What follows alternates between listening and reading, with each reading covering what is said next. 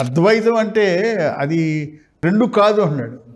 ఒక్కటే అని అనకుండా రెండు కాదు అని ఎందుకు అన్నారు? టెక్నికల్గా వాడు పరిభాష వాడితే ఆత్మ అనాత్మ అంటాడు. అంటే మీరున్నట్టు మీకు తెలుస్తోంది, అది ఆత్మ అనుకుందాం. మీకు అన్యంగా గుర్తించేది తెలిసేది ఏదైనా అనాత్మ అంటాం. లేకపోతే మీరున్నారు, మీ లోపల మీ స్ఫురణ ఉంది, నేను అని మీకు తెలుస్తోంది. అది కాకుండా అన్యంగా ఇంకేమిటి? మీ ఆలోచనలు, మీ భావాలు, మీ శరీరాలు, మీ శరీర భాగాలు, మీ శరీరం అవతల ఉన్నటువంటి సర్వ ప్రపంచం, అదంతా కూడా మీకు తెలుస్తున్నదే. సో రెండు ఉన్నాయి. ఇప్పుడు ఏమిటిది? మీరున్నారు, మీకు తెలిసే ఉన్నాయి. అంటే మొత్తం అన్నిటినీ కలిపి రెండింటి కింద విభజిస్తే మీరు ప్రపంచం. రెండు వేరు కాదు, ఒకటే అని.